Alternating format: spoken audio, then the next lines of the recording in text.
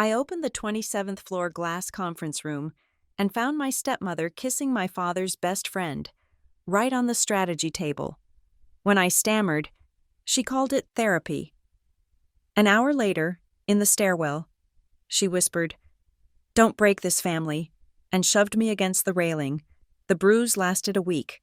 Monday's HR email called it a minor misunderstanding during team therapy. They didn't know I just flipped the switch on a compliance investigation. I am Sloan Merritt, and I am the head of compliance and controls at Everpine Wellness. Everpine Wellness is not just a company, it's a concept, meticulously packaged and sold. Our headquarters are in Norcrest Park, one of those sprawling, hyper-manicured corporate campuses, north of the city where the grass is a disturbing shade of emerald and every building looks like it was designed by the same architect with a deep love for recycled glass and reclaimed wood. Our logo, a single, stylized green pine leaf, is ubiquitous. It's etched into the frosted glass doors, embroidered on the eco-fleece vests the sales team wears, and glows softly from the corner of every desktop monitor. Our slogan is, "Breathe Better." We sell mindfulness apps, corporate wellness packages, executive retreats, and a line of artisanal herbal supplements that promise to optimize your REM sleep. We are in the business of calm. The irony is that to manufacture this much calm for the public, you need an internal engine that runs on pure, high-octane chaos. I am 29 years old. I came to Everpine 7 years ago, straight out of a graduate program, for a 6-month compliance internship. I just stayed. I'm not the kind of employee who rises through the ranks with dazzling presentations or visionary ideas. I'm the kind who rises by being indispensable, by being the only person in the building who has actually read, memorized, and cross-referenced the entire 400-page employee handbook, the FCPA guidelines, the vendor procurement policy, and every addendum passed by the board since 2015. I know our policies like I know my own social security number. My job isn't to inspire. My job is to ensure we are legally defensible. I am the corporate immune system, the quiet, unglamorous function that hunts for irregularities before they become liabilities. My stepmother, Marla Voss, is our chief people officer. To the company, she is the high priestess of our Breathe Better culture. She glides through the all-hands meetings, her voice a soothing, modulated instrument, speaking of holding space, vulnerability, and holistic engagement. Her corporate portrait radiates a kind of benevolent, maternal energy, but her calendar, which I don't need to see to understand, is a fortress of back-to-back, closed-door coaching sessions. People go into Marla's office looking stressed and come out looking blank, hollowed out. She doesn't solve problems. She contains them, smoothing over the messy, human edges until they fit the company narrative. She is the velvet glove on the company's iron fist. And then there is Graham Pike. Graham is, or was, my father's best friend. They went to college together. Graham was a fixture at our house my entire childhood, all booming laughs and expensive cigars.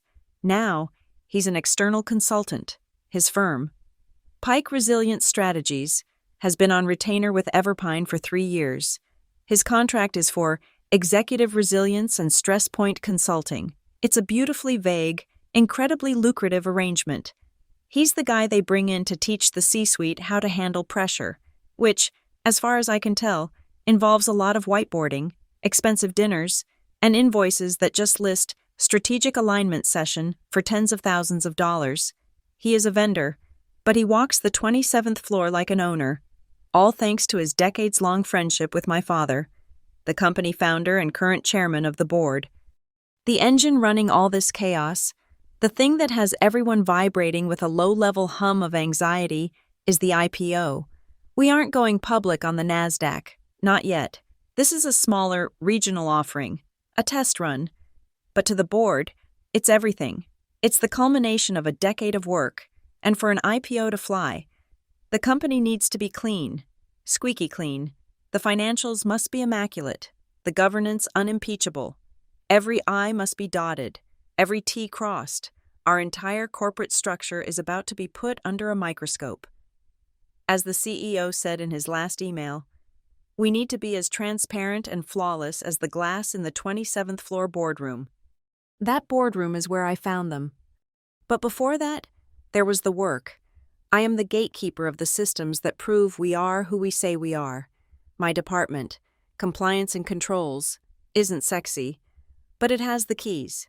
I oversee the vendor onboarding portal. I am an admin on the expense reporting system. I have access to the master repository of all signed conflict of interest disclosures. And most importantly, I can requisition the keycard access logs for any floor, any door, any time. It's all part of routine auditing. In a company obsessed with image, I am the one who controls the receipts. I don't deal in rumors. I deal in metadata. I see the timestamps, the cost center codes, the IP addresses. I know who approved Graham Pike's last 3 invoices and that they were all coded to HR special projects and approved by Marla Voss, despite him being a vendor for the entire executive team. This is the central lie of Everpine Wellness. We sell peace, but the 27th floor, the executive wing, is a pressure cooker. It's a nest of competing egos, frantic ambitions, and carefully managed secrets. The glass walls aren't for transparency. They're to keep the rest of us from hearing the screaming. The wellness checks Marla's admin frantically schedules aren't for employee health. They are code.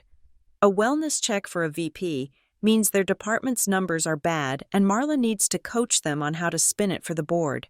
A wellness check for an external partner means a contract is being renegotiated in a way that probably shouldn't be documented in an email.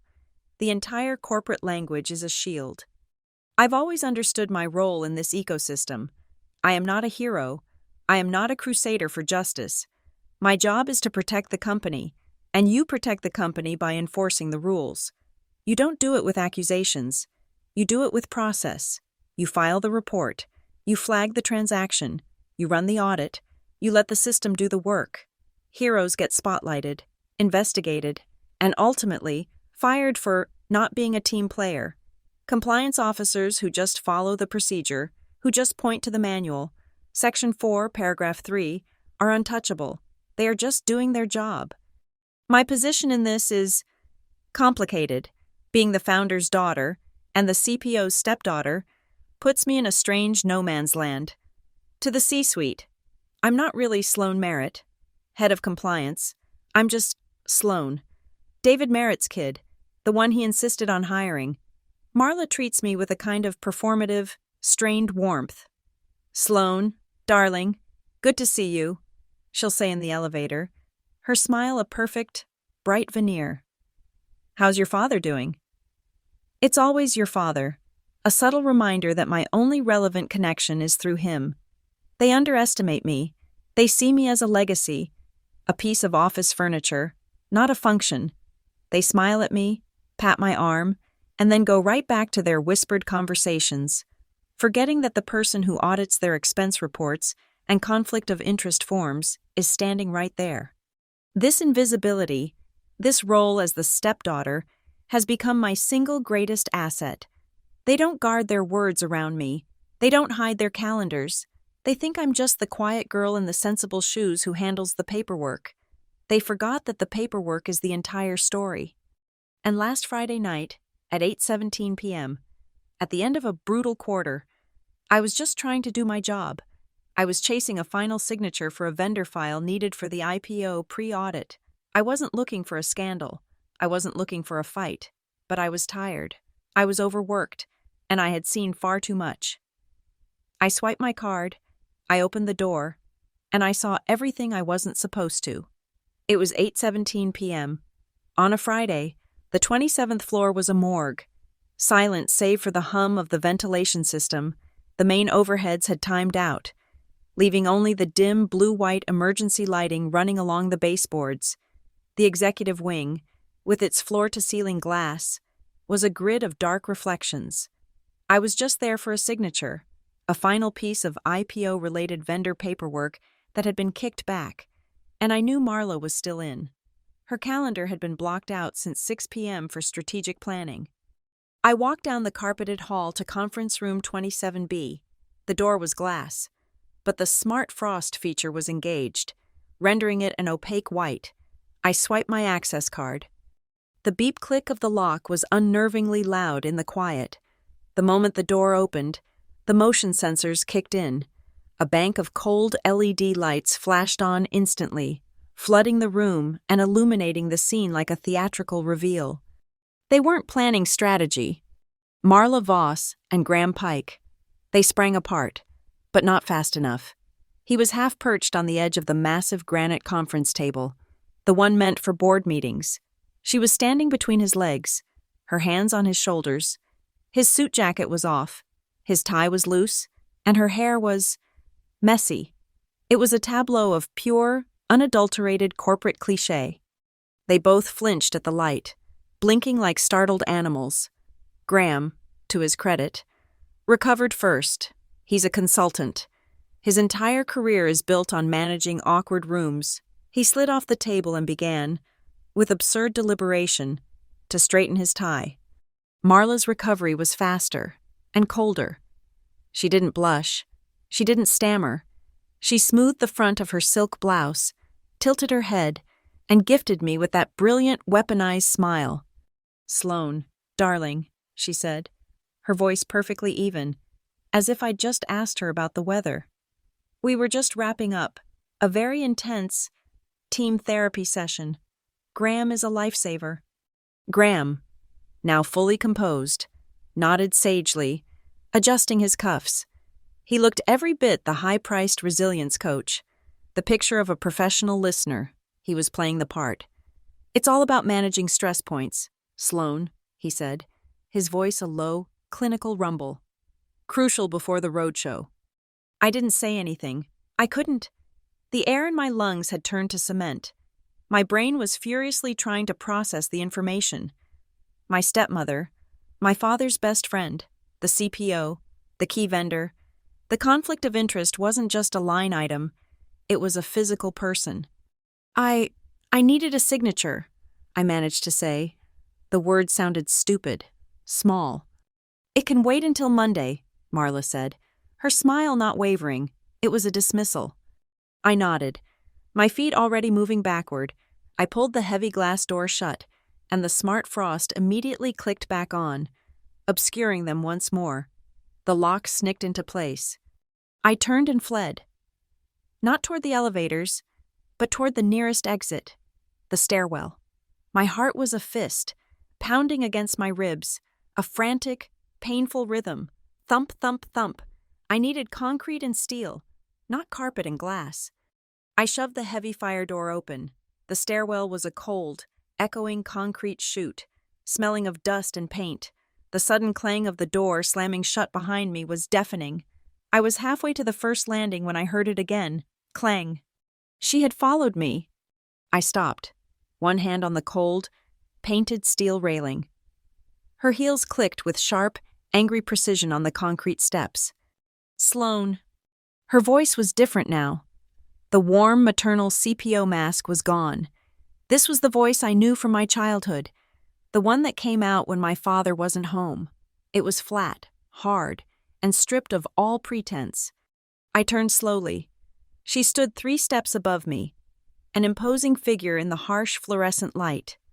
"You need to be very, very careful," she said, descending one more step. We were almost eye to eye. What you just saw was nothing. It was a moment of stress. Graham was coaching me, that is all. "Marla, the door was—" "It was nothing," she hissed, cutting me off. "You are not to speak of this. To anyone. Not to your father. Not to HR. Not to anyone. Do you understand me?" I looked at her. At this woman my father trusted. This woman who ran the people department. "That's a massive conflict of interest," I whispered. "He's a vendor. You approve his invoices." Her eyes narrowed. For a second, I thought she would deny it. Instead, she took the last step down, crowding my space. I could smell her perfume, the expensive one my father bought her last Christmas. "You will not break this family. Sloane," she whispered, her voice a venomous hiss. You will not ruin this IPO. You will not ruin what your father has built because you are a tattletale. You will keep your mouth shut. I flinched at the word tattletale, a stupid, childish word that hit me with the force of a memory. I tried to step back, but my heel hit the riser. I have to report it, I said, my voice shaking but firm. It's my job. That was the mistake. Your job? She spat. She moved so fast I didn't even see it coming. She didn't slap me.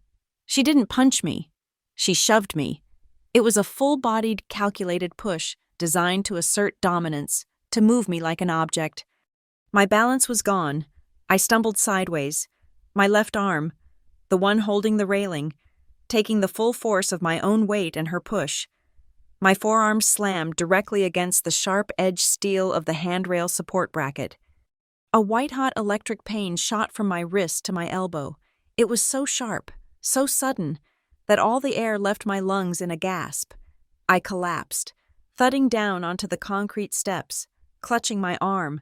My eyes watered, a purely physical reaction to the shock of the impact. I looked up at her through the haze of pain. She stood over me, her chest heaving slightly, her expression one of pure, cold disgust. She hadn't just pushed me, she had assaulted me. She looked down, not at my face, but at my arm, which I was cradling against my stomach. She saw me wince. She saw the pain. A misunderstanding, she said, her voice calm again. She smoothed her blouse one more time, a gesture of complete self-possession. We're done here.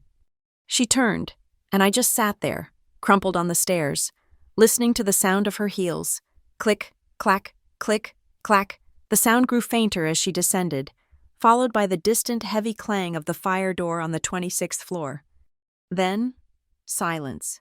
Just the faint buzz of the lights and the throbbing in my arm. I stayed there for a full minute, breathing, in, out. I was not a child. I was a compliance officer. The shock began to recede, and the cold, procedural part of my brain took over. I got up, my legs unsteady. I didn't go home. I went to the 24th floor women's restroom, the one nearest the marketing department, where no one would be. I locked myself in a stall and rolled up my sleeve. It was already happening. A dark, angry red welt was rising on my forearm, with the distinct horizontal line of the railing bracket already turning a sickening blue-black. I took out my work phone. I opened the camera. As per medical legal documentation guidelines, I took 3 pictures, one close-up of the injury, one from further back, showing my arm and the sleeve of my blouse for context, one more with the metadata timestamp clearly visible in the frame from my watch. 8:21 p.m. I emailed them to my personal Gmail account with the subject line, Documentation, 27th floor stairwell. I saved them to a secure cloud drive, separate from all my other files. Then I went home. The adrenaline was gone, replaced by a deep, shaking cold, and a dull, pulsing ache in my arm. I didn't cry. I didn't drink. I opened my personal laptop. I created a new password-protected document titled Incident Memo. Date. I wrote down everything. Time, 8:17 p.m. Discovery. Approx. 8:19 p.m. 8:21 p.m. Stairwell incident. Location, conference room 27B, northeast stairwell, between 27th and 26th floors. Parties present. Sloan Merritt, Marla Voss, Graham Pike. Witnesses to assault. None. Narrative. I wrote it in the third person, as if for a police report. SM observed MV and GP in a personally compromising position. MV followed SM into the stairwell. MV verbally threatened SM regarding SM's employment and family. MV intentionally initiated hostile physical contact, shoving SM against the handrail. SM sustained injury to the left forearm. I included her exact words. Don't break this family. Tattletale. The next morning, Saturday, the bruise was a spectacular, horrifying masterpiece of purple, blue, and black. It was tender to the touch and undeniably an impact injury. I went to an urgent care clinic 10 miles away, in a different town. I paid in cash. I told the doctor I had a fall and hit my arm on a metal bar. He didn't need to know more. He examined it, noted the swelling and discoloration. The official report was perfect. Patient presents with significant contusion and soft tissue trauma to the left forearm. Injury is consistent with blunt force impact. I got a hard copy and scanned it the moment I got home. On Monday morning, at 8:00 a.m., before anyone else arrived, I executed the plan.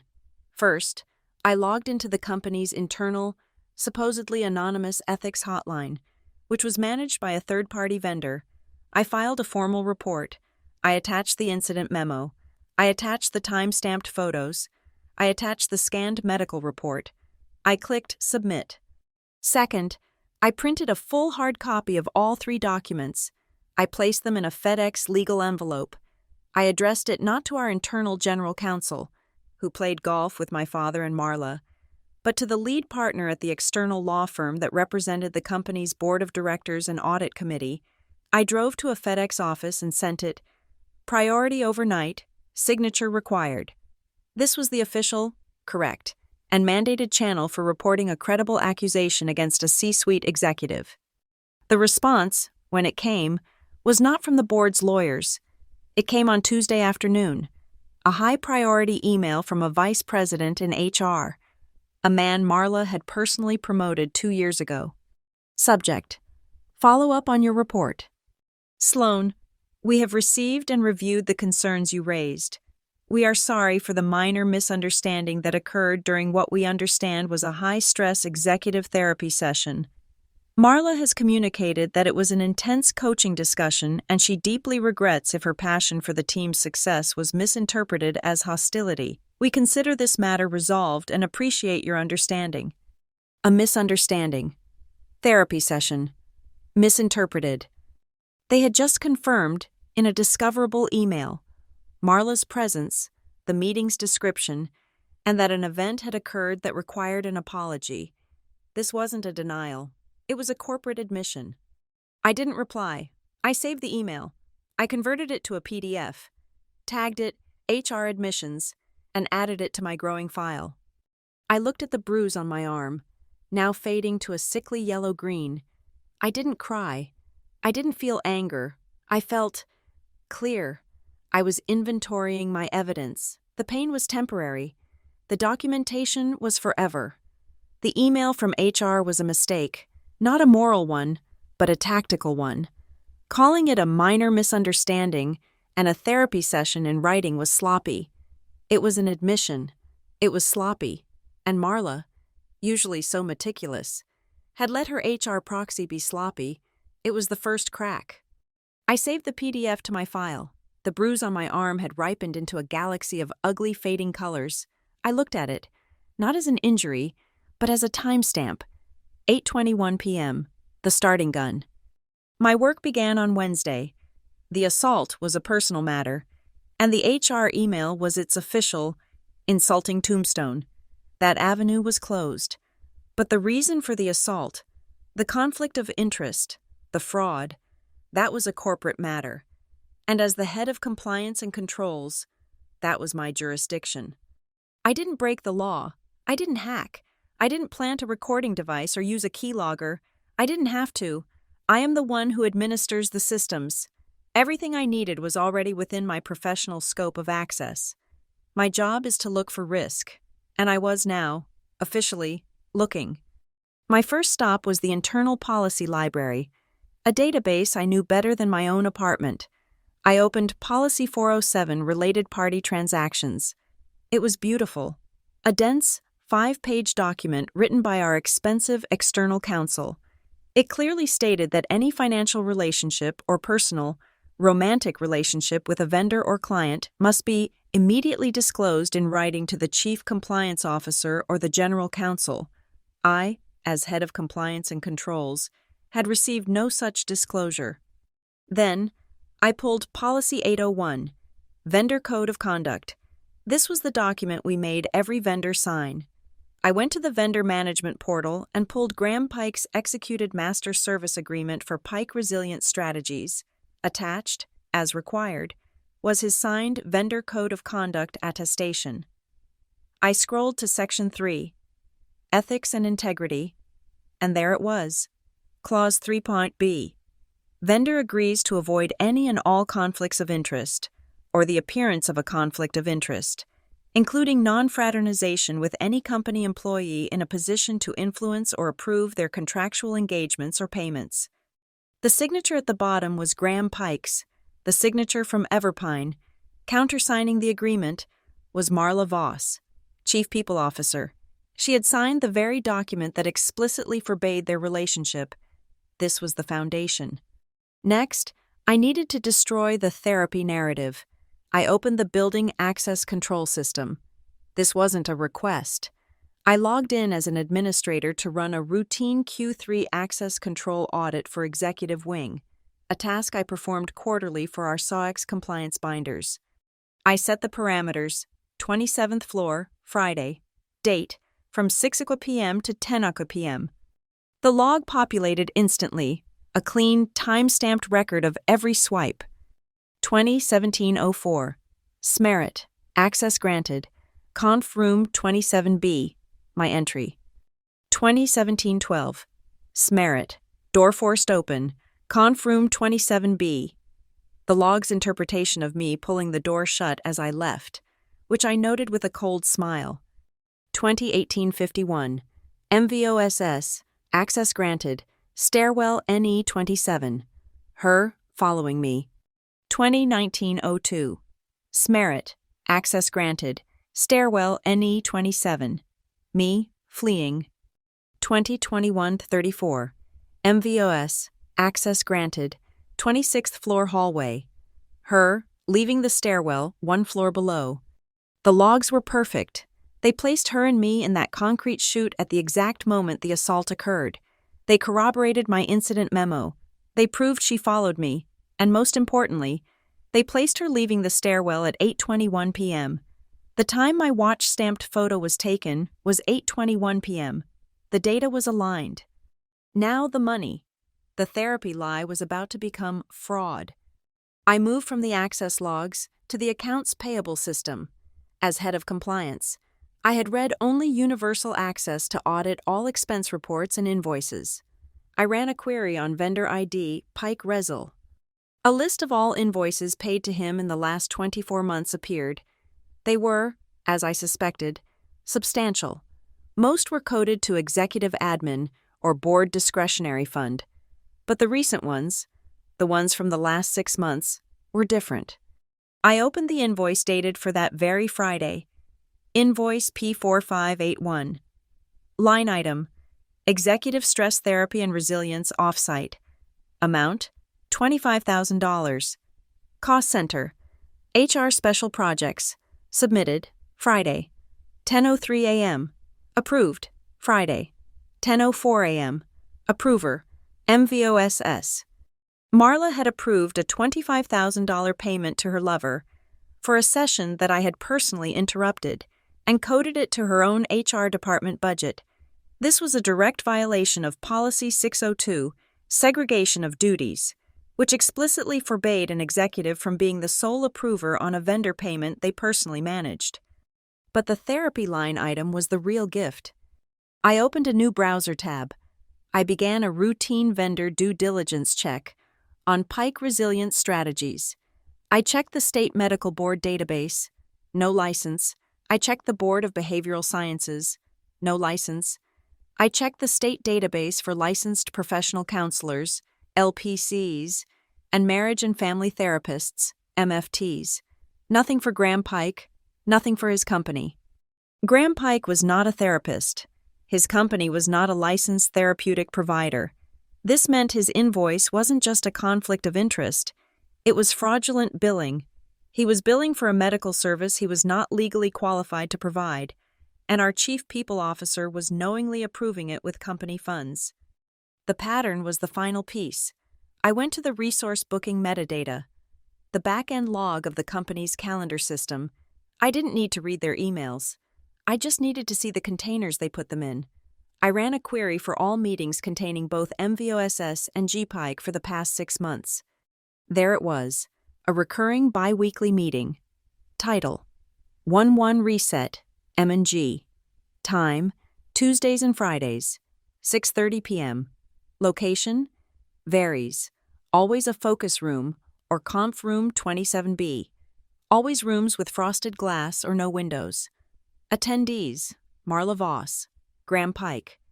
It was a beautiful, clean, undeniable digital record of an ongoing, concealed, after-hours relationship. I spent the next hour building the document. It wasn't a letter. It wasn't an accusation. It was a risk assessment matrix. This is the language the board understands. Risk Area 1. Workplace violence and HR liability. Finding: formal complaint submitted via Ethics Hotline. Reference Case 774A. Alleging physical assault by a C-suite executive. Evidence: incident memo. Timestamped photos. Medical report. Corroborating keycard logs. Liability: hostile work environment. Failure to protect. Executive misconduct. Risk Area 2.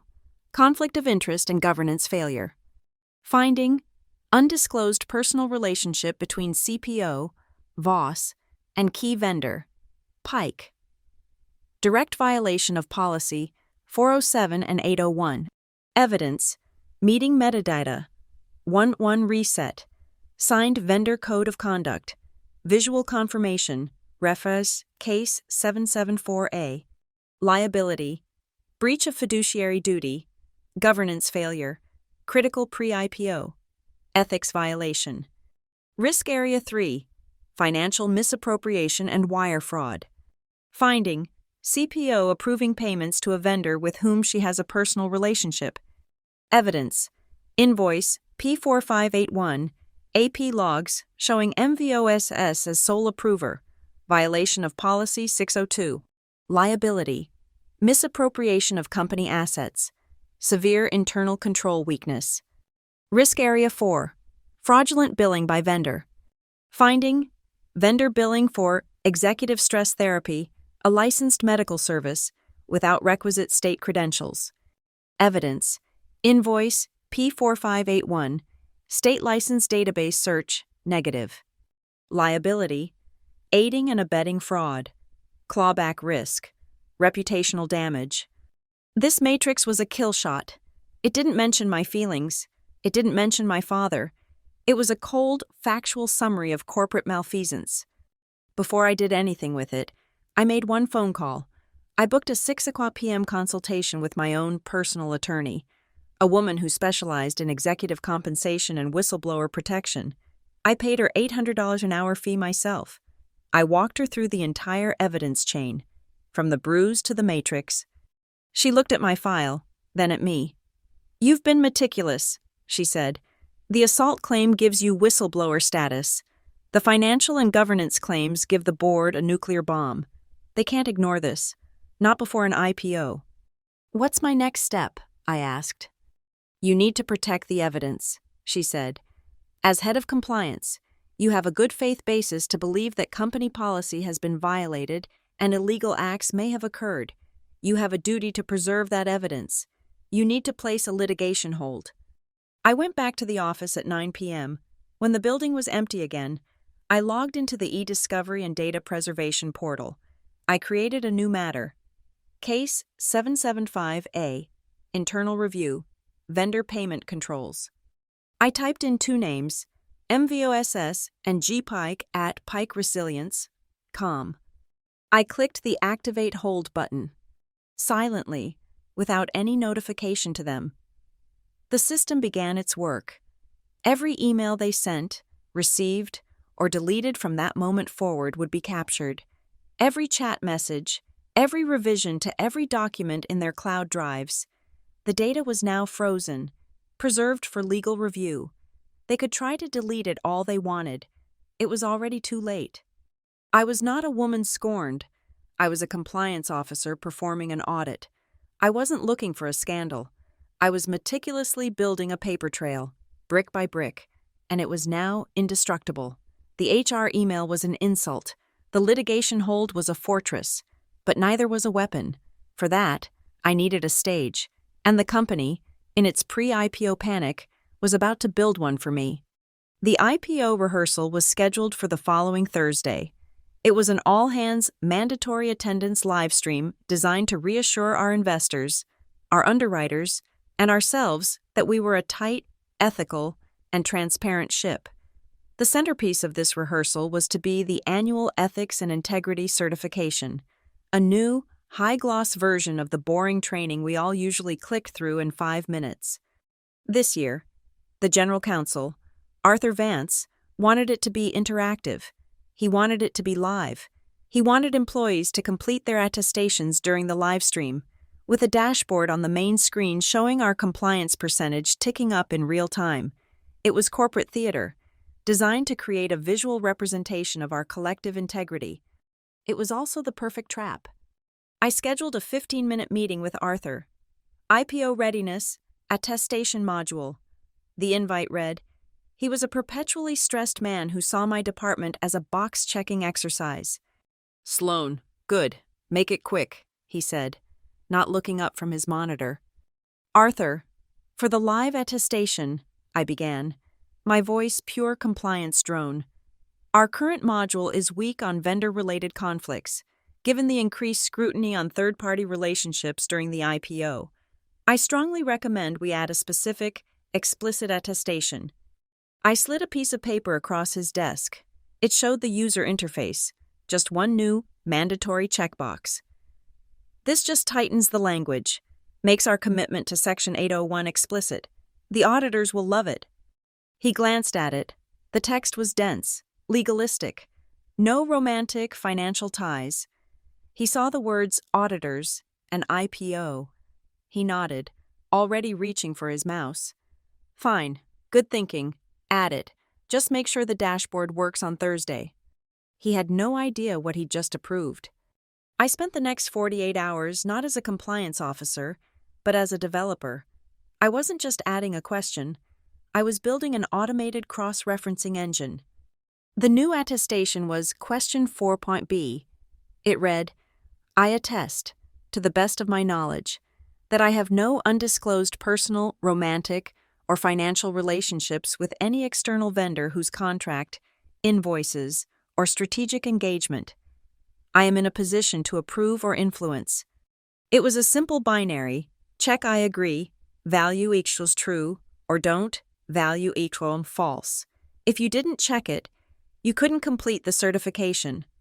Then, I built the script that would run silently in the background of the live dashboard. It was a simple, elegant piece of logic. On user, submit attestation equals true. Run, check logic. If user, checkbox for B equals true. And if user ID equal MVOS, and if calendar metadata, search user ID, gpike, a true.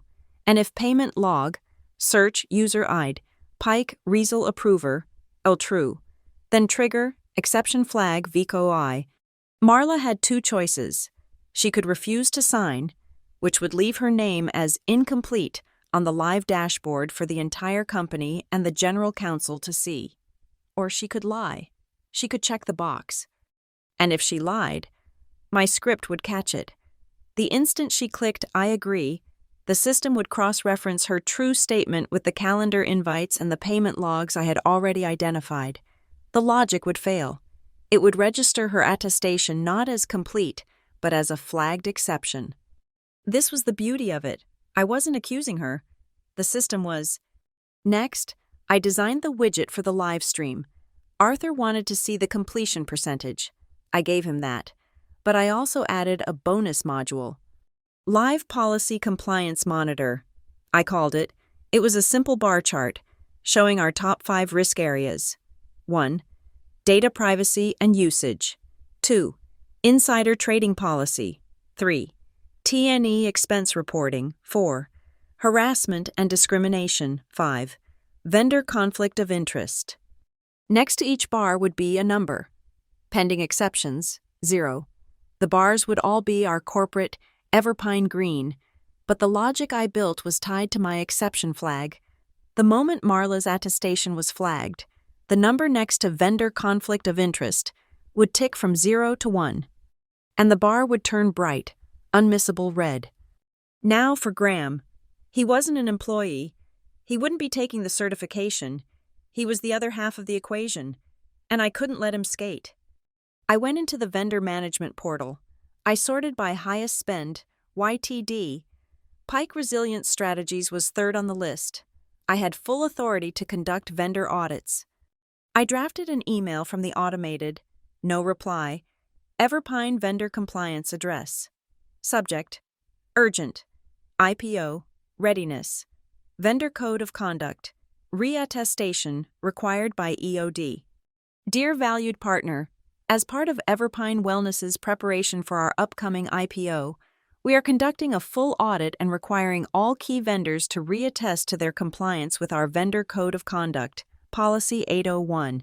Please click the link below to complete your mandatory reattestation. Failure to comply by 5:00 p.m. Thursday may result in a temporary hold on all pending and future invoices. The link led to a single-page portal. It quoted Section 3.b. Vendor agrees to avoid non-fraternization with any company employee in a position to influence their contractual engagements or payments. At the bottom was a single checkbox.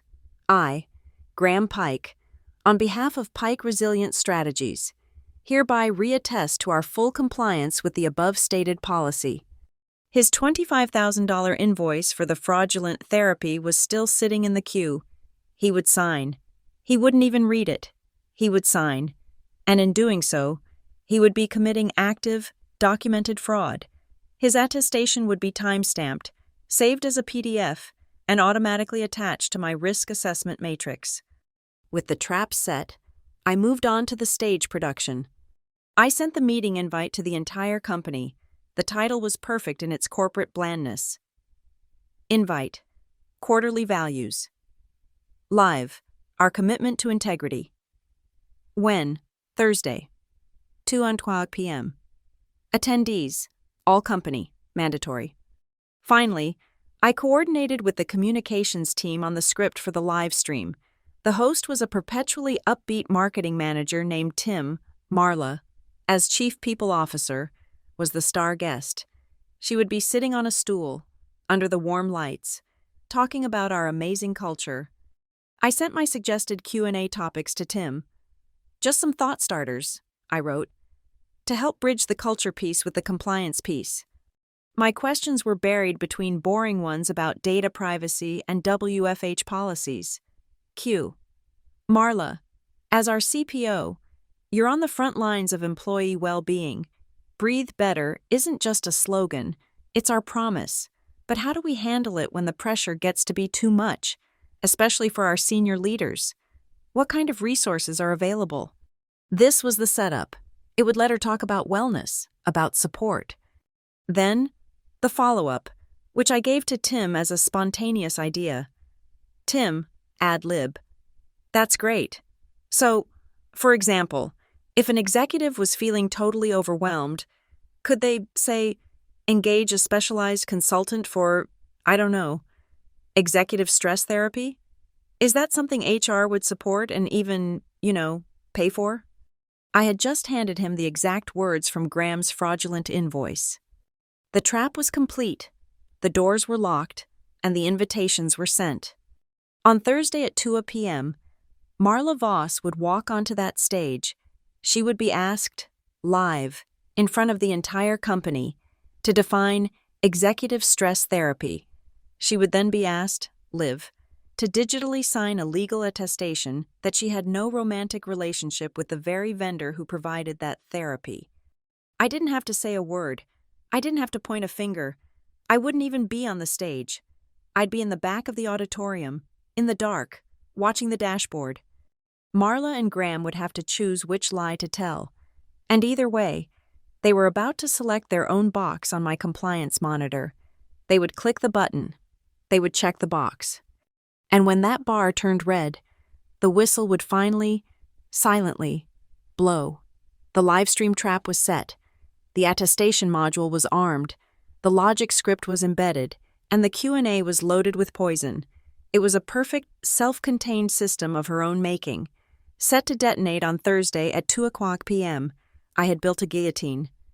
But a compliance officer's job is never done, and I am, above all, meticulous. The trap would catch her in a lie. But a lie is subjective. I needed something that wasn't. I needed to attack the very foundation of Graham Pike's presence at Everpine. The live stream was the theater. I still needed to write the verdict. It was Tuesday. I had 48 hours. I turned my attention away from the employee-facing policies and toward the corporate Bible, the governance charters.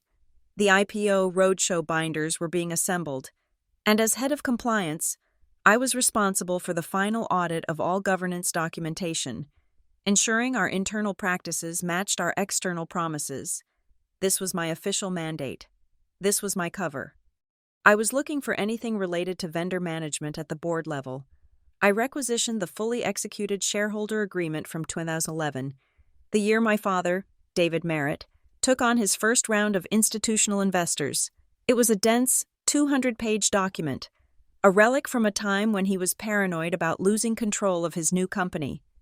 I spent hours scrolling through PDF scans of legalese, my eyes burning, and then I found it. It wasn't in the main body. It was in Addendum D, Covenants of the Chairman. It was a clause my father had clearly been forced to add by his new investors, who were wary of him filling the payroll with his buddies. I read it once, then again. It was a time bomb that had been sitting dormant for over a decade. We didn't call it this, but in my head, it became the old friend clause.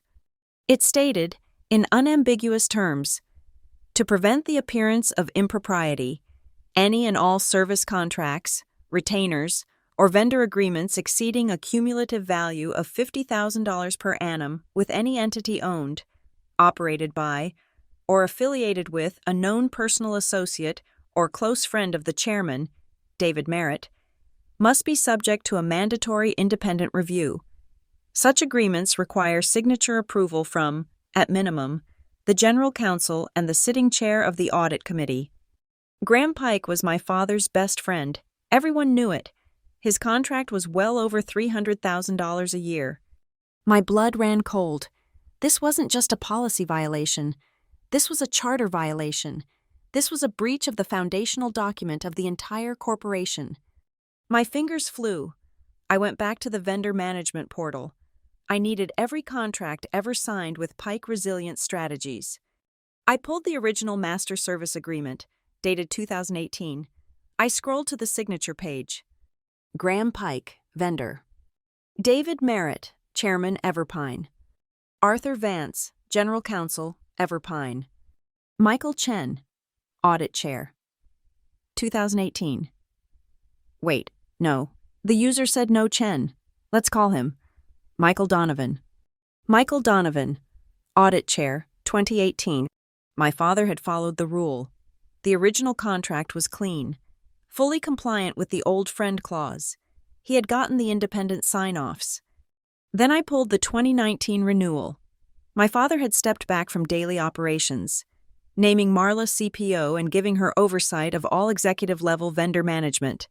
The 2019 signature page. Graham Pike, vendor. Marla Voss, CPO, Everpine. That was it. Just 2 signatures. No Arthur Vance. No new audit chair. I pulled 2020. The same, 2021. The same, the 2022 renewal. The one currently active. The same. For 3 consecutive years, Marla Voss had been the sole signatory renewing the contract for her lover, a contract that, by law, she had no authority to sign. How? How did she bypass the system? I dug into the approval workflow metadata. I found it. For each renewal, she had checked a box. Urgent continuation of essential services, standard renewal, no material changes. This tag, which she herself as CPO had helped design, was meant for low-risk vendors like our water delivery or landscaping. It flagged the contract as a standard continuation and bypassed the mandatory multi-step legal and committee review, sending it straight to her own queue for approval. She hadn't just approved his fraudulent invoices, She had systematically and deliberately circumvented the one governance control my father had put in place to protect the company from this exact scenario. She had invalidated Graham Pike's entire multi-million-dollar contract. Every dollar we had paid him for 3 years was based on a voided agreement. This changed everything. The live stream was a scalpel. This was a sledgehammer. I couldn't go to Arthur Vance, our internal general counsel. He was the man whose signature was missing from 3 years of renewals. He was either grossly incompetent for not noticing, or he was complicit. Either way, he was compromised. I pulled up the corporate whistleblower policy. As a CCO, I knew it by heart. For any matter involving a C-suite executive or a direct report to the CEO, the escalation path was not internal. It was a direct, privileged line to the company's external counsel, the law firm that represented the board of directors, not the management team. Their lead partner was a woman named Eleanor Sharp. I had met her once. She wore no-nonsense glasses and seemed to find everyone in our executive suite slightly disappointing. I did not email. I picked up my desk phone and called her direct line. Eleanor Sharp, her voice was curt. Ms. Sharp, this is Sloan Merritt, head of compliance at Everpine Wellness. I am calling to formally invoke the whistleblower protocol under Section 11 of our corporate governance charter. I have a report to transmit. There was a silence on the line. The air crackled. These were words with immense legal weight. Understood, Ms. Merritt, she said, her voice dropping half a decibel. What is the nature of the report? I have incontrovertible, system-based evidence of a multi-year, deliberate circumvention of foundational governance controls by a C-suite executive, leading to material financial irregularities, fraudulent vendor payments, and a voided key contract. It directly impacts the representations we are preparing for the IPO. I see, she said. She was silent for another 5 seconds. I heard her typing. You are not to transmit this report over the Everpine email system. You are not to discuss it with Mr. Vance or anyone else on the management team. I am, as of this second, sending a link to your personal email for a secure, encrypted data room. Upload your findings there. I will be the sole recipient. I understand, I said. And Ms. Merritt, good call. She hung up. I spent the next 3 hours compiling the report. It was not my 3-page risk matrix. This was the full 12-page indictment. It was cold. It was factual. It was built entirely from data. The cover page read, Strictly Board Confidential, Attorney-Client Privileged Communication. To the Audit Committee of the Board of Directors. From S. Merritt, Head of Compliance and Controls. Subject, Critical Governance Failure and Material Control Weakness. Re. Vendor Pike. Result. The report contained the executive summary of the findings, a copy of Addendum D, Covenants of the Chairman, the Old Friend Clause, a scan of the compliant 2018 contract showing all 4 required signatures, scans of the non-compliant 2019, 2020, 2021, and 2022 renewals, showing only Marla Voss's signature, a screenshot of the workflow metadata showing her use of the urgent continuation tag to bypass review, a full ledger of payments made to Pike Resilience, totaling over $900,000, all approved under the voided contract, a copy of invoice P4581 for $25,000, coded to HR Special Projects and approved by Marla. The results of my state license search, proving Graham Pike was not a licensed therapist.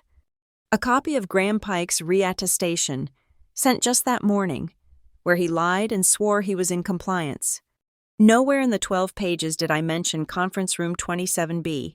Nowhere did I mention the stairwell. Nowhere did I mention the word assault or stepmother. I did not include the photographs of my arm. I did not include the insulting email from HR. That was a different battle, one they thought they had already won. This report wasn't about my pain. It was about their money. It was about their liability.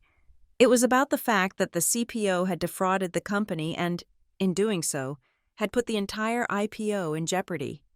I've been in this business long enough to know the truth. On Wall Street, a bruise on an employee's arm doesn't make a stock price quiver, but a multi-year systemic governance failure that voids a multi-million-dollar contract? A C-suite executive committing wire fraud? That doesn't just make the stock quiver, that kills it in the cradle. I clicked Upload. The file vanished into the encrypted portal. It was 4:30 p.m. on Tuesday. Wednesday morning, I woke to an urgent calendar invite for 9 o'clock a.m. Attendees: Robert Harding, Audit Chair, BOD, Eleanor Sharp, Sloan Merritt. I joined the call. Robert Harding was a bulldog of a man, a retired CFO from a Fortune 100. He did not waste time. "Ms. Merritt," he barked, his face a grim mask on the video call. "We have read your report. Ms. Sharp has spent the night verifying its contents. Every document, every timestamp, every signature. It is exemplary, and it is horrifying." "I stand by the data, sir," I said simply. "This is a catastrophic failure of controls," Harding said. "This is exactly the kind of rot that kills a company before it ever lists. The audit committee is taking direct control. Ms. Sharp's firm is, as of this morning, retained to conduct a full, independent, external investigation." "I understand," I said. "But that is not the only reason for this call." Harding continued. He looked at a different screen, clearly reading an email. "I have just reviewed the agenda for the all-company Quarterly Values Live event, scheduled for tomorrow." My heart rate didn't change. "The board feels strongly that this event is now of critical importance," he said, his eyes finding mine on the camera. "We cannot allow the actions of a few to poison the integrity of this entire organization. Not now. The board wishes to make a strong public statement of our commitment to the very ethics that have been so clearly violated." He took a breath. "Therefore, several members of the board, including myself and Ms. Eliza Kwan, will be flying in. We will be attending that live stream, in person, on the stage." He thought he was taking control of the narrative. He had no idea he was just seating himself in the front row for a show I had already produced. Marla would see the board members on the attendee list. She would see the chairs on the stage. She would think they were flying in to support her, to add their gravitas to the IPO push. She would feel untouchable. "We will be there," Harding concluded, "to emphasize our unwavering commitment to ethics." The call ended. I looked at the updated invite for the live stream. The guest list now included the chairman of the audit committee. The trap was no longer just about catching a liar. It was about providing a live demonstration of the company's failed controls, right in front of the men who were legally responsible for them. I looked at the empty seat in my office. "Perfect," I whispered. The studio air was cold, sterile, and smelled of new carpet and hot electronics. The lights were not warm. They were a blinding, clinical white, designed for high-definition cameras, and they beat down on us with a physical weight. We were arranged on high, uncomfortable stools on a low, gray platform. To my left sat Tim, the marketing manager chosen to host, his smile already looking strained, his cue cards visibly trembling. To his left was Marla, the guest of honor, representing culture and care. She was radiant. She was in her element, dressed in an everpine green silk blouse, radiating confident warmth. She had seen the board members, Robert Harding and Eliza Kwan, in the front row and had given them a bright, deferential nod. She thought they were here for her. She thought this was her coronation. To my right sat Arthur Vance, our general counsel, already dabbing at his upper lip with a handkerchief. And then there was me, Sloan Merritt, head of compliance. I was the gray element on stage, the procedural necessity. I sat perfectly still, my hands folded in my lap. Across from us, a massive 8K LED wall glowed. It was split into two panes. On the right, the main camera feed. On the left, my creation, the live policy compliance monitor. At the top of my monitor, a huge number. Annual ethics certifications received, 68%. In the front row, Robert Harding and Eliza Kwan sat like stone judges, not participants. They stared at the stage, their faces grim. They were not here to celebrate, they were here to witness. And we are live in 5, 4, 3. The red recording light on camera 1 blinked on. "Welcome, Everpine," Tim beamed, his voice artificially bright. "Welcome to our quarterly Values Live. We are so thrilled to have our executive team here," he gestured to us, "and to be joined by members of our board of directors, Robert Harding and Eliza Kwan, who are here to underscore our commitment to integrity as we move toward our IPO."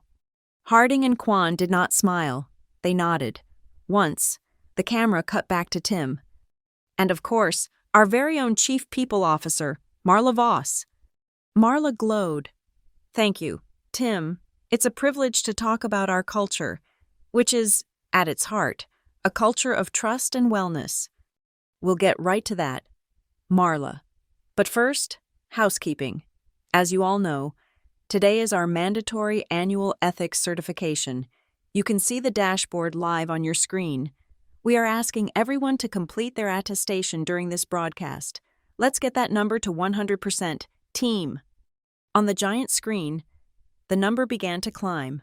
74%, 77%, 81%.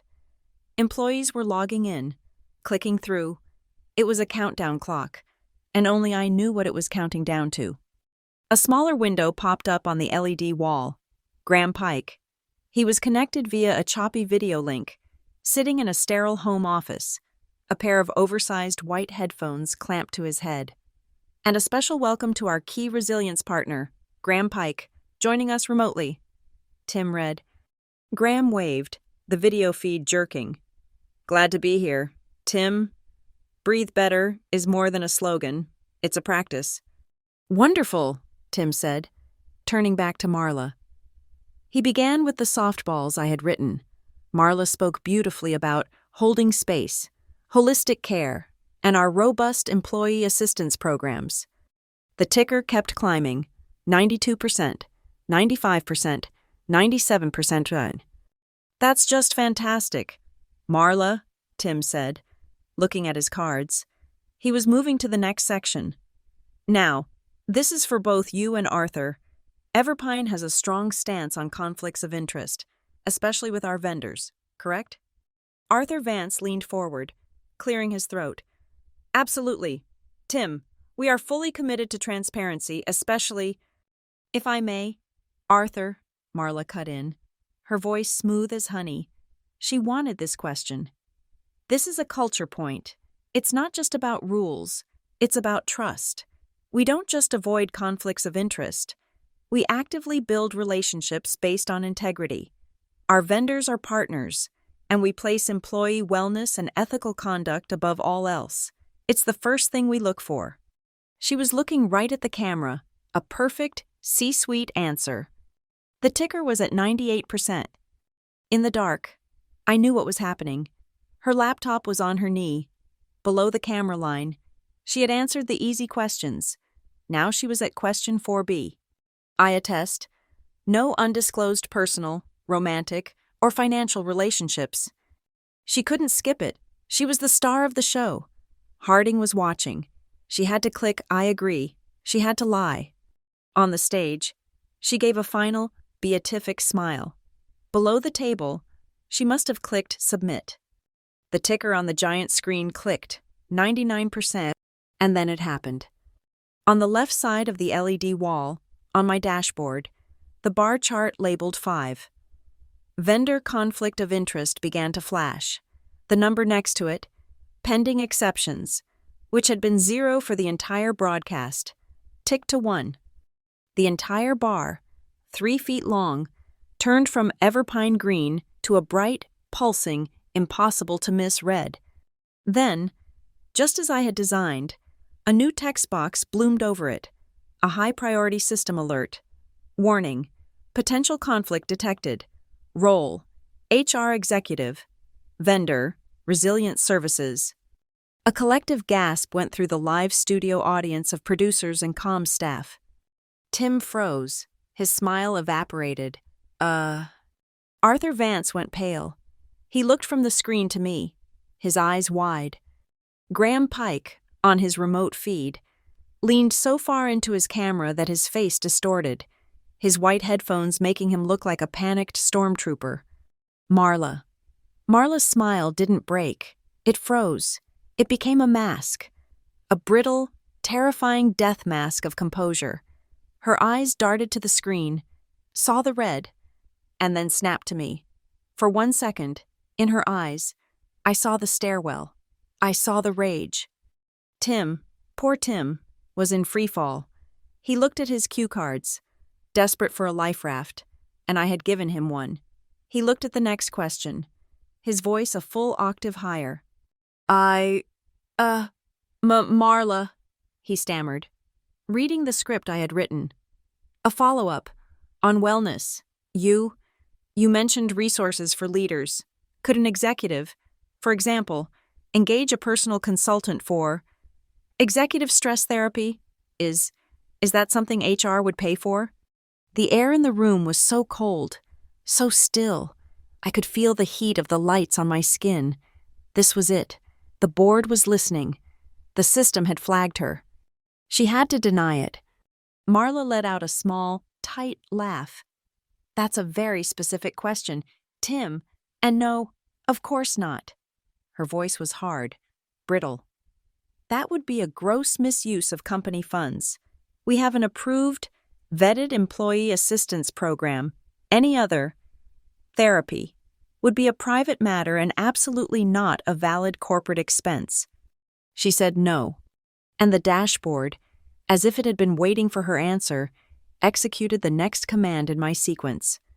The bar chart vanished. The warning box vanished. The screen was wiped clean for a fraction of a second, and was then replaced by 3 data columns, as if drilling down into the exception. The data was anonymized. It was just roles and codes, but to the board, it was a confession. Column 1. Calendar metadata, last 6 Mo, meeting, 1-1 reset, M&G, recurrence, BA weekly, Tuesday Fri, 6:30 p.m., attendees, CPO, vendor GR, location, conf room 27B, private. Column 2. Accounts payable log, last 30 days. Invoice, P4581. Service, executive stress therapy. Amount, 25,000 stars. Approver, CPO, vendor GR, not licensed for medical therapy. Column 3. Governance Charter Audit Policy. Addendum D, Old Friend Clause. Subject, vendor GR, required signatures. Annual, 4 actual signatures. 2019 to 2022. 1. CPO. Contract status, void. The studio was a tomb. The only sound was the faint hum of the servers. Tim looked like he was going to be physically ill. He had no more cue cards. He had no more script. He turned to me, his face pale and pleading. Sloan, Ms. Merritt, he whispered, his microphone picking up the tremor. The dashboard. What? What is compliance's comment on this? I didn't look at him. I didn't look at Marla. I didn't look at the board. I turned and looked directly into the lens of camera 1, the one broadcasting to every single employee in the company. I leaned forward just slightly. Compliance doesn't have comments. Tim, I said, my voice perfectly clear, perfectly calm. We just have data. I paused, then motioned to the giant, glowing red screen of evidence. The systems are functioning as designed. They speak for themselves. A heavy, profound, absolute silence fell over the room. No one coughed. No one moved. On the monitors, I could see Marla's face, a frozen mask of absolute disbelief. On the remote feed, Graham's screen had frozen entirely, a pixelated snapshot of his open-mouthed panic. In the front row, Robert Harding, the chairman of the audit committee, did not look at the screen. He was looking only at Marla, and he nodded. Once, a slow, grim finality. The show was over. The silence in the studio was absolute. It was a vacuum, heavy and cold. The giant, glowing red screen of data hummed, an electronic monument to their failure. I counted to 3. From the front row, a new voice cut through the stillness. It was not amplified, but it carried the chilling, precise density of absolute authority. "Cut the feed," said Eleanor Sharp. She was the board's external counsel, the woman I had sent my 12-page report to. She was now standing, a slim, severe figure in a dark gray suit, her eyes fixed not on the stage, but on the production booth in the back. A technician, headset still on, looked frantically at Arthur Vance, then at Robert Harding, the audit chair, who was also now on his feet. "You heard her," Harding barked, his voice a gravelly roar that made the stage lights feel like they flickered. "Cut the goddamn feed, now!" The red recording light on camera 1 blinked off. The massive LED wall behind us went instantly black, plunging the stage into a disorienting, sudden gloom. The only illumination came from the hot white spotlights, trapping us in our little islands of shame. Tim, the host, made a small, choked sound, a balloon deflating, and visibly wilted on his stool. Arthur Vance was no longer dabbing at his sweat. He was just letting it run, his face the color of old parchment. Marla had not moved. She was a marble statue. Her frozen smile was still plastered on her face, a grotesque rictus of corporate wellness. "This broadcast is concluded," Eleanor Sharp announced to the technicians and the few comm staff frozen in the studio. "We are moving to an immediate executive session of the audit committee. This is now a privileged and confidential matter. Everyone in this room will be required to sign a non-disclosure agreement before you leave." She walked up the 3 low steps onto the stage, a junior associate from her law firm, a young man I hadn't even noticed, materialized from the shadows near the exit. He was holding 2 thick, sealed FedEx legal envelopes. Eleanor walked past Tim, past Arthur, past me. She stopped directly in front of her. "Marla Voss," she said, her voice quiet but devastatingly clear, a scalpel in the silence. The associate handed her the first envelope. "You are hereby served with a formal litigation hold and notice of an internal investigation by the board of directors. Your network access, keycard, and all company-issued devices are suspended, effective immediately, pending termination for cause." She did not hand the envelope to Marla. She placed it, with deliberate precision, on Marla's lap, right on top of the laptop she had used to sign the false attestation. Marla looked down at the envelope as if it were a bomb. She still hadn't spoken a word. Her jaw was clamped shut. "Mr. Pike," Eleanor said, turning to the black monitor where Graham's pixelated frozen face had been. "Your remote access is being terminated as we speak. A hard copy of this notice is being dispatched to your office via courier. Your contract with Everpine Wellness is terminated for cause, effective immediately, for fraudulent billing and material breach of contract." She didn't need to say anything more. The associate in the production booth clicked a mouse. Graham Pike was gone. From a side door I hadn't seen used all day, 2 men in discreet, dark blue blazers entered. Corporate security. They were not police. They were not aggressive. They were just there. They did not rush. They did not touch anyone. They simply stood, one near the studio exit, one at the base of the stage, creating a path. "Ms. Voss," the first one said, his voice polite, utterly devoid of emotion. "We've been asked to escort you to your office. You will have 10 minutes to collect your personal items. Your laptop will remain." It wasn't a request. It was a procedure. This is how it happens. There are no handcuffs. There is no screaming. There is no one being thrown out a window. There is only the quiet, crushing, irreversible machinery of governance. A door is opened, a path is cleared, and you are politely, firmly invited to walk it. Marla finally moved, her body unlocked. The mask of composure didn't just crack. It disintegrated. Her face, for the first time, was naked. It was pure, undiluted rage, and it was all directed at me. But before she could speak, She saw Robert Harding watching her. She turned her gaze to him. "Robert," she began, her voice a hoarse, unfamiliar croak. "This is insane. It's a misunderstanding. It's therapy." Harding looked at her, his expression one of profound, cold disappointment. "Not now, Marla, not here," he said, his voice flat. "Go with them."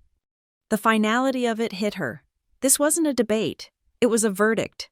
She stood up, the heavy envelope thudding to the floor. She didn't pick it up. She looked at me, one last time, her eyes promising a reckoning. It didn't matter. She had no more power. She walked off the stage, past the cameras, past the security guard, and out the studio door. The sound of the heavy door clicking shut was like a gavel strike. The chief people officer was gone. "Conference room 27A, 5 minutes," Harding commanded to the rest of us. He looked at Arthur Vance, our general counsel, who seemed to have aged a decade. "You too, Arthur. You have a great many questions to answer."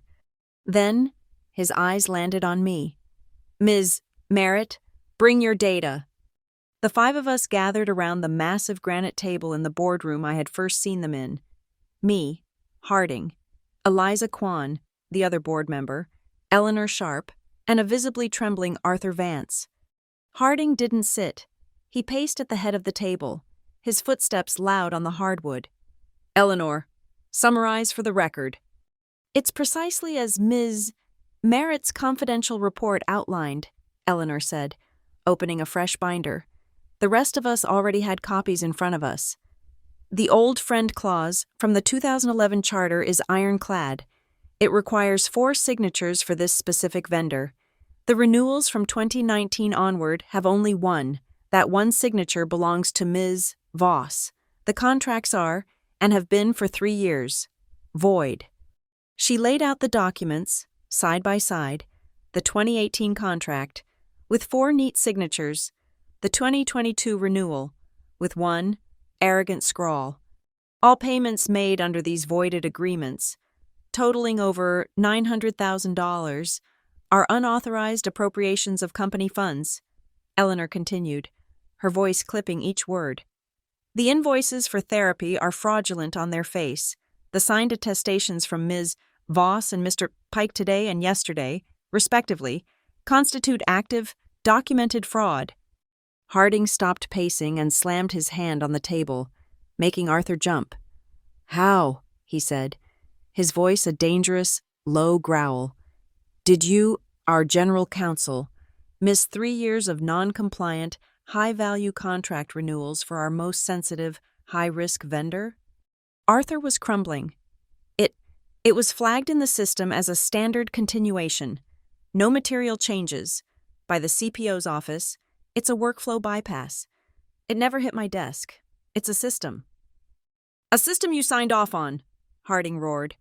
"A loophole Marla Voss drove a goddamn truck through. Were you incompetent or were you complicit?" "Mr. Harding," I said, my voice cutting cleanly into the room. All eyes snapped to me. "This is the workflow," I said, projecting my laptop's screen onto the wall. I showed them the administrator's view of the procurement software. I showed them the checkbox, ex-urgent continuation, bypass legal and audit review. Ms.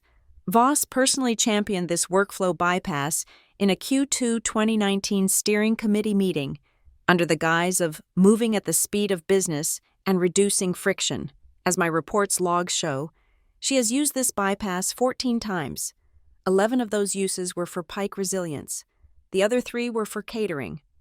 I kept my presentation to under 3 minutes. I presented the timeline of the contract renewals. I showed the AP logs. I showed the fraudulent invoice. I did not mention the stairwell.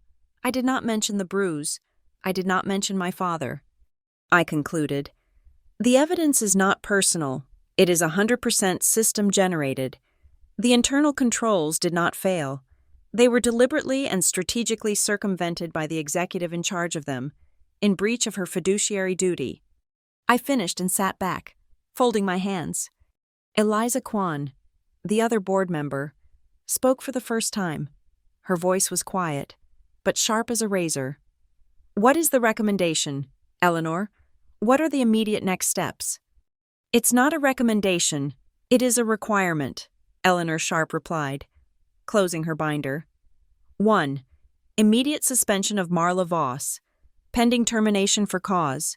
We just executed that. 2. Immediate termination of the Pike Resilience contract. We just executed that. We will also issue a formal demand for clawback of all payments made under the voided agreements, and we will report Mr. Pike to the state attorney for fraud. She continued. 3. Arthur, you are on formal notice. This board is placing you on administrative leave and retaining my firm to conduct a full independent review of the entire general counsel's office. You will have no further contact with the IPO proceedings. Arthur Vance stared at the table. He was a dead man walking. And 4, Eleanor concluded, we must immediately notify our underwriters and lead investors of a material weakness in internal controls and a significant contained governance event. The IPO, as of this moment, is on ice. This will kill the roadshow, Arthur whispered, his career evaporating. This, Robert Harding snapped, is what saves the company. We found the rot before the listing. We are cleaning our own house, swiftly and publicly. We will control this narrative. Ms. Merritt has given us the tools to do so. The meeting was over. As we packed up our things, Eleanor Sharp paused by my chair. Ms. Merritt, she said, just for me. That was clean, exemplary, well done. I nodded. It was the highest compliment I could have received. I walked out of the conference room. The 27th floor was in chaos. Word had traveled instantly. People were clustered by the glass walls, whispering, pointing toward Marla's dark office, where the security guard was now standing outside. A young woman, an HR manager from Marla's team, one I recognized but didn't know well, saw me. Her eyes were red. Mascara streaked down her face. She hurried over, pulling me into an empty alcove by the elevators. She was trembling, tears welling up again. I'm so sorry. I'm the one who processed Mr. Pike's last invoice, the therapy one.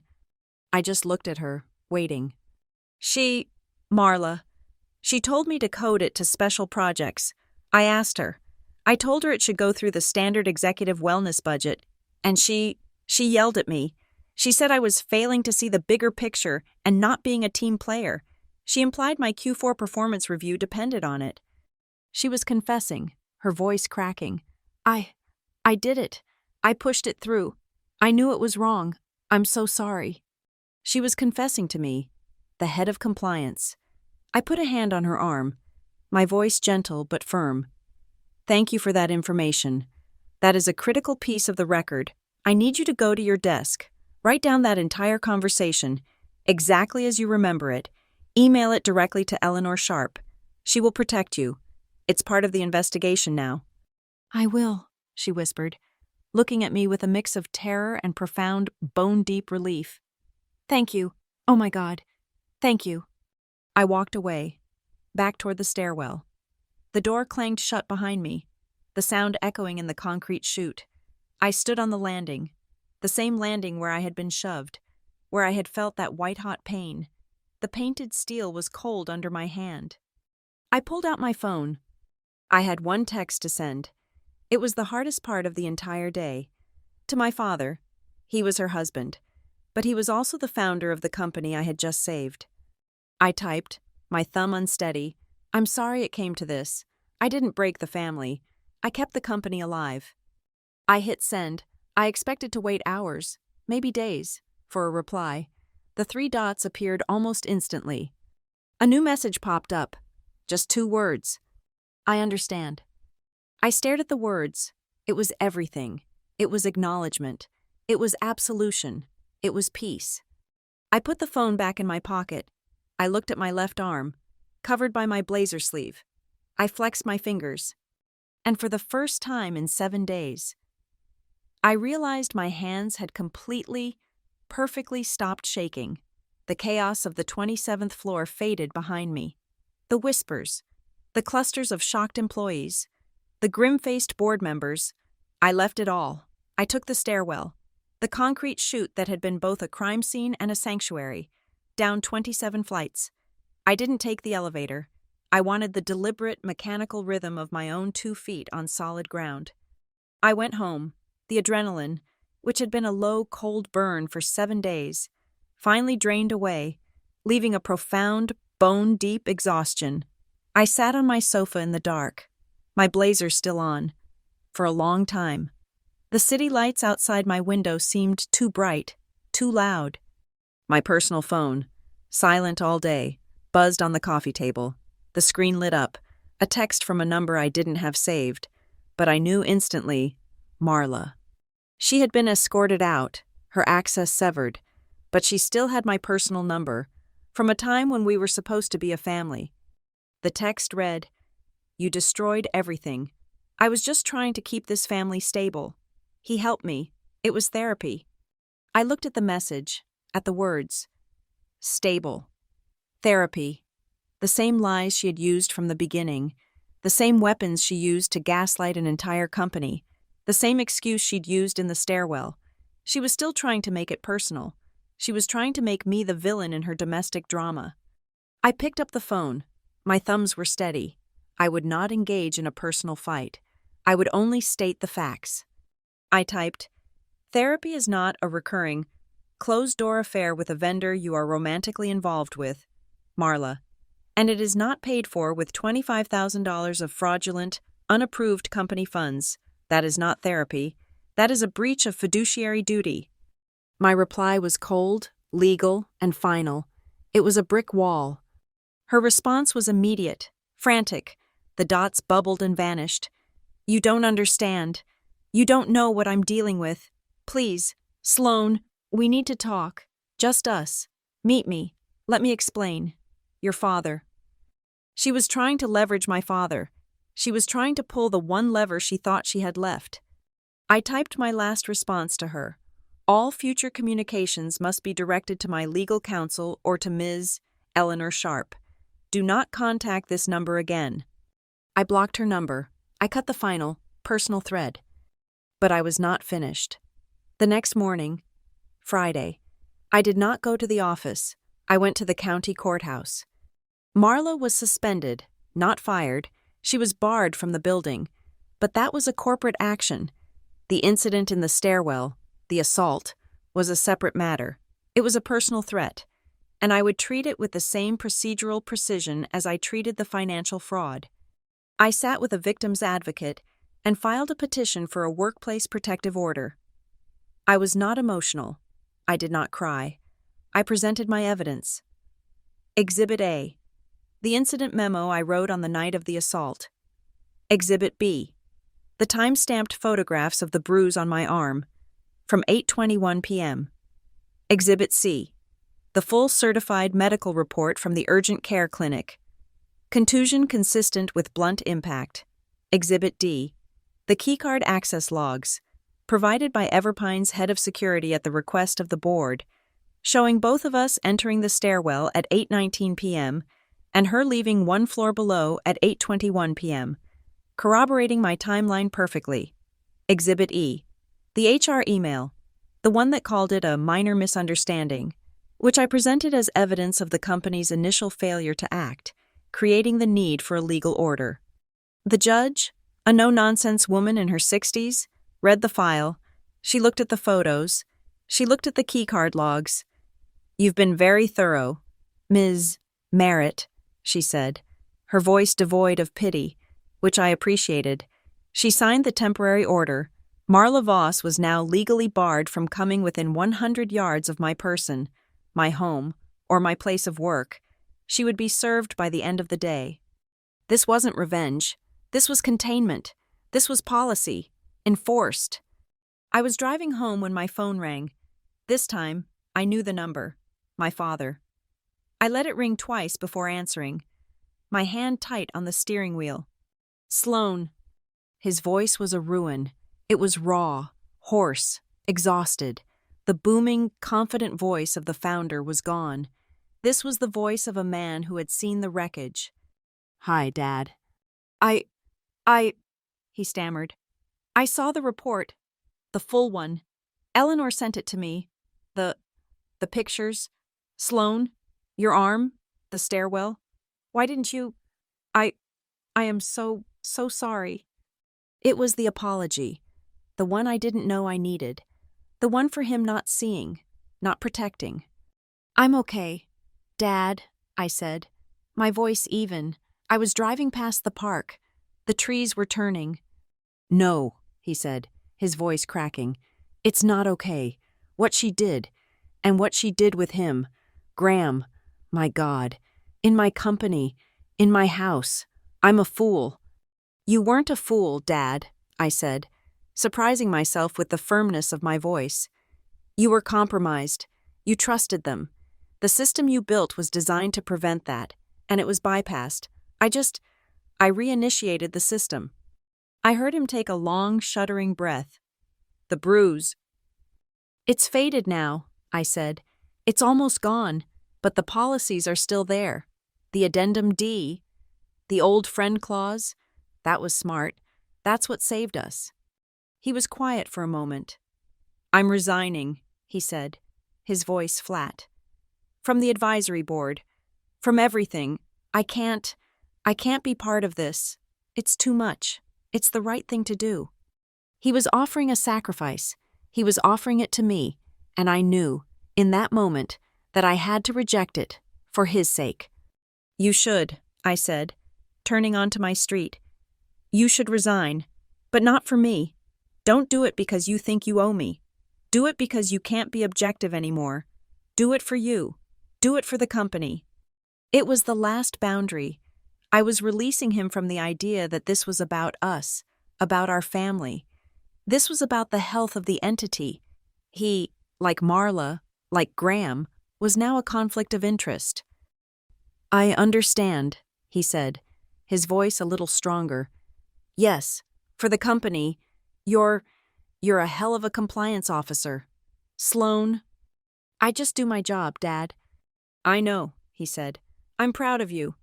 He hung up. I parked the car and sat in the silence of my garage. I closed my eyes, and for the first time, I felt the full, crushing weight of the last week. I felt the exhaustion, not just of the work, but of the vigilance. I went inside. I didn't check my work email. I turned off my phone. I closed my personal laptop, the one that held the secure, private file with all my evidence. I closed the lid, and with it, I closed the case. I walked into the bathroom.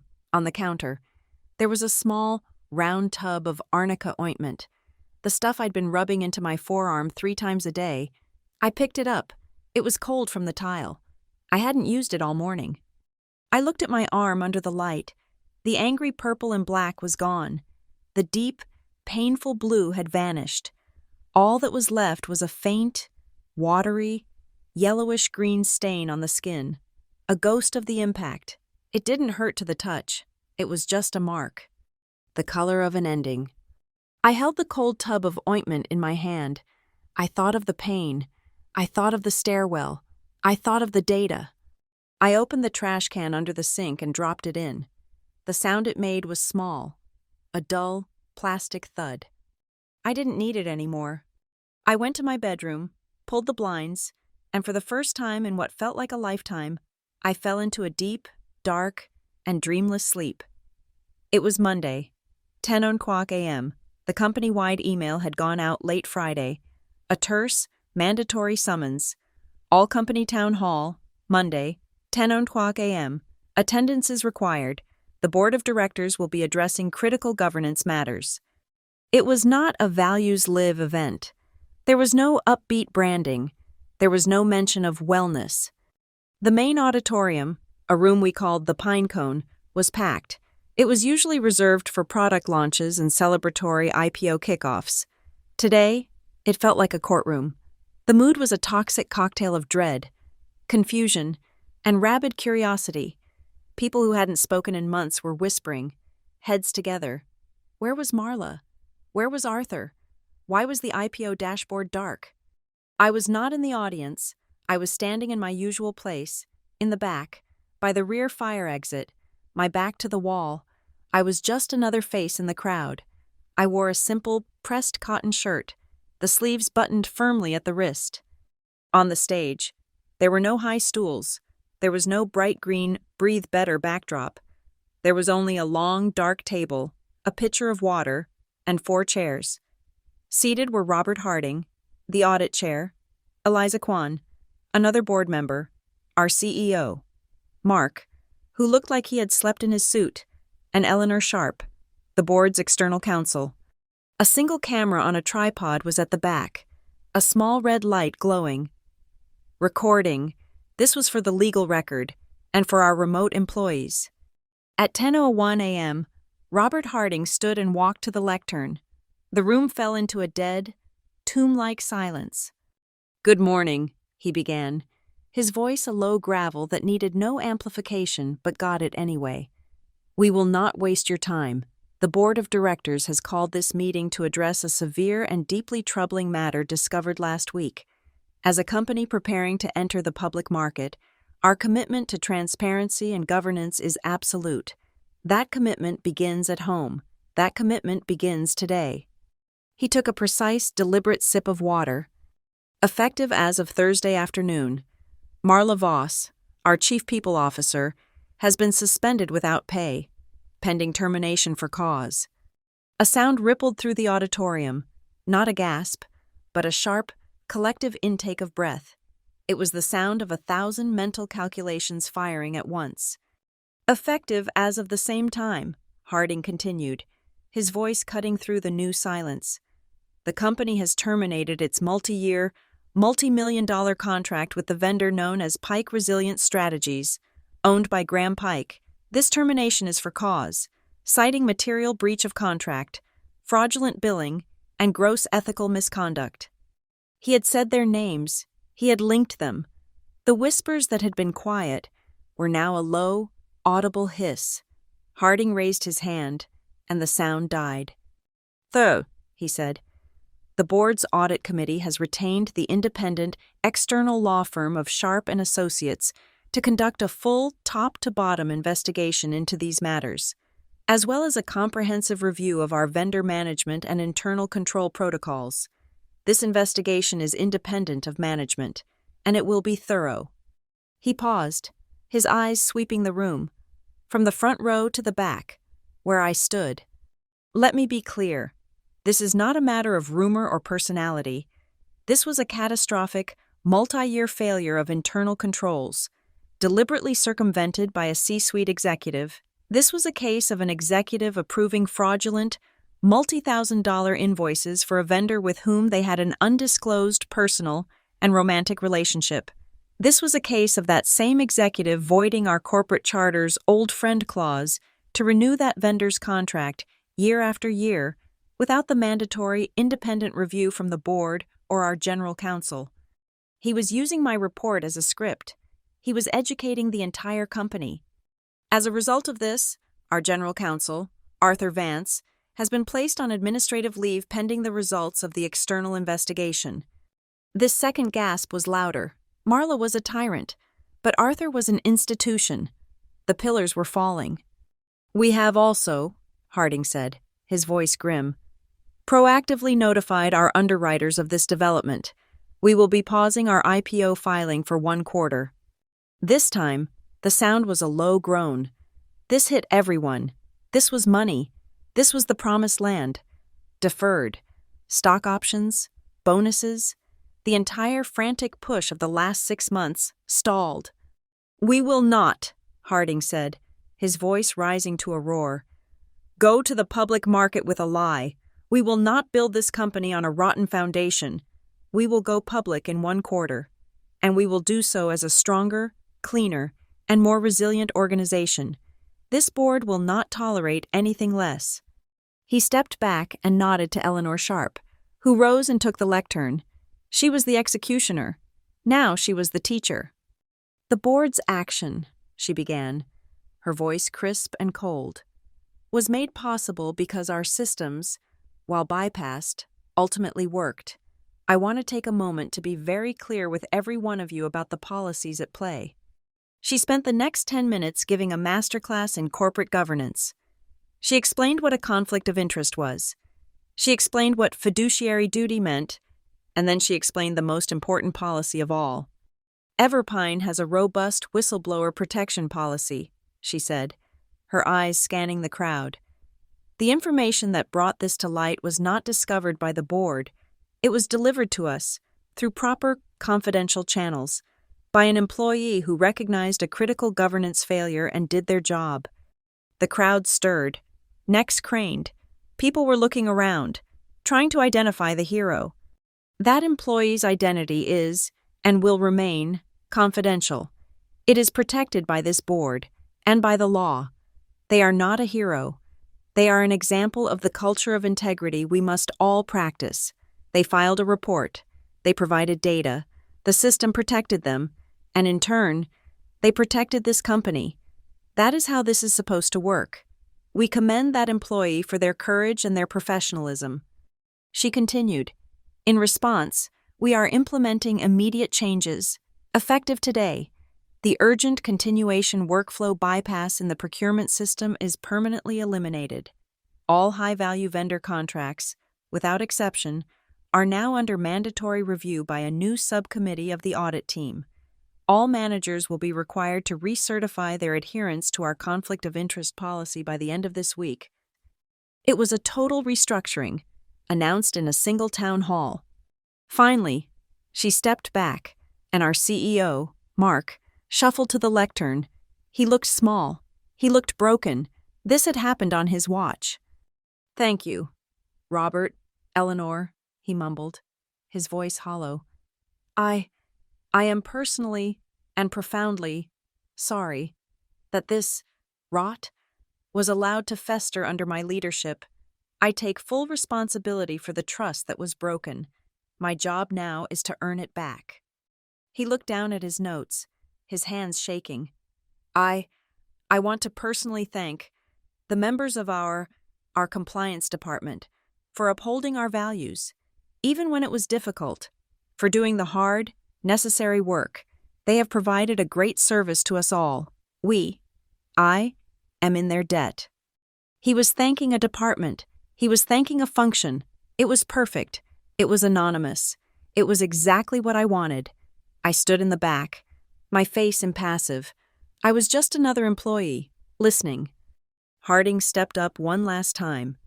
That is all. We will be issuing further communication as the investigation proceeds.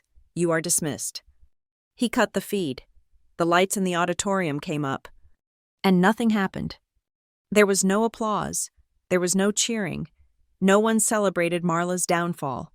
The company was in a state of collective shock. This wasn't a victory. It was an amputation. People just sat there for a moment, absorbing the blast.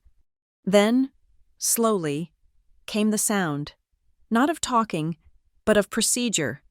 The sound of chairs scraping the floor, the sound of laptops clicking shut, the quiet shh, shh, shh of nylon bags being zipped, the sound of 1,000 people standing up and shuffling toward the exits, their faces grim, their minds on their now-delayed stock options. As they filed out, many pulled out their phones. A new email had just landed. From Interim HR Leadership, subject, our commitment to a safe and respectful workplace. Following the governance update from the Board of Directors, we want to reaffirm our commitment to our core values. Everpine Wellness is a zero-tolerance environment for workplace violence, intimidation, or retaliation of any kind. If you see or experience behavior that does not align with our values, we urge you to use the ethics hotline. All reports will be handled with confidentiality and urgency. I read the email on my own phone. It was the other half of my report. The assault, the stairwell, the bruise, all of it had been sanitized, anonymized, and turned into a corporate policy. My personal, violent encounter had been institutionalized. It was the coldest, most corporate, and most final form of justice. I went back to my desk. The 24th floor was a morgue. No one was talking. The only sound was the furious clack, clack, clack of 100 keyboards as people signed their newly mandated compliance modules. My internal chat pinged.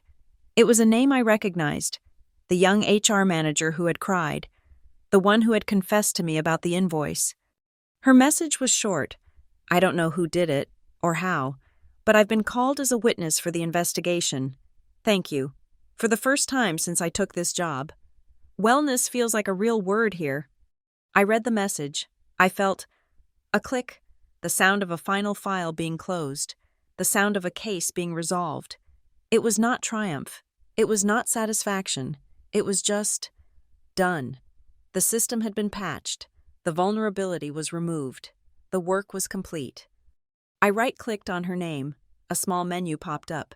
Delete conversation. I clicked it. I don't keep souvenirs. Work is work. It has been a month. The noise has stopped. The external investigation, led by Eleanor Sharp, has concluded. The IPO on ice has become the Q2 recalibration. Arthur Vance, our general counsel, took an early retirement, effective immediately. The 27th floor, once a nest of vipers, is now a ghost town of empty offices and frosted glass, awaiting a new generation of executives who will, undoubtedly, be chosen by the board. The work, for me, has been quiet, but intense.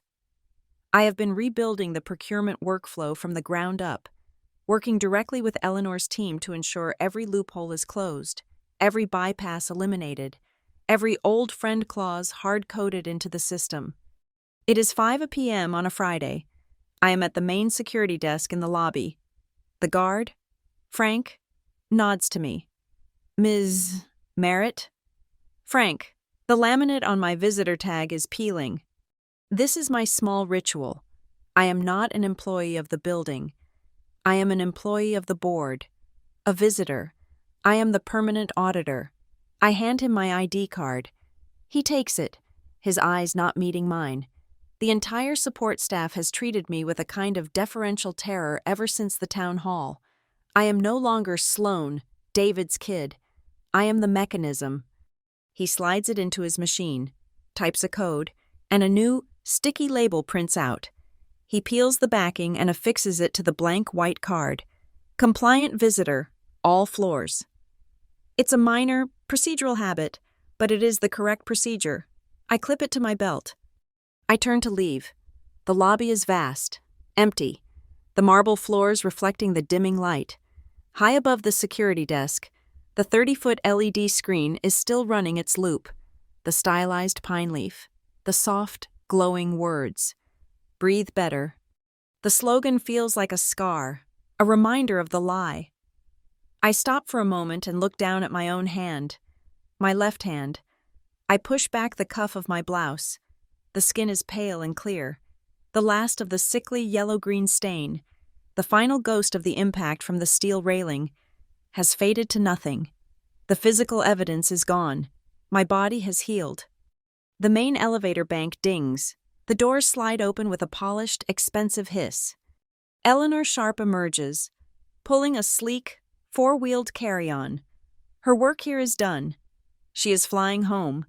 She walks briskly across the marble, her heels an insistent, rhythmic click-clack that echoes in the atrium. She sees me. Our eyes meet. She does not smile. She does not break stride. She just continues on her path, a direct line to the revolving doors. As she passes me, she gives one, sharp, infinitesimal nod. It is not praise. It is not congratulations. It is not a handshake. It is a simple, clean acknowledgement. A functionary to a functionary. A statement that the data was received, the process was executed, and the matter is closed.